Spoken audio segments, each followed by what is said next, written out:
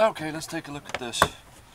This is the Bosch hammer drill. I got a few emails from people asking how it worked. Let's go ahead and plug it in.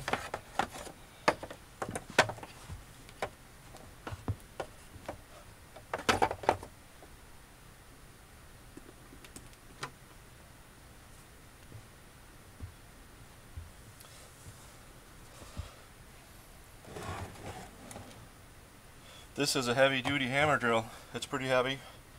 It's got variable speed. Let's turn it on. You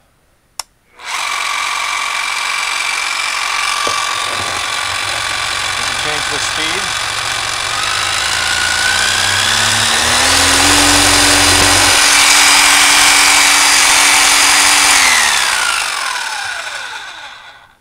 Also notice it has the soft start, so it delays after you start the trigger.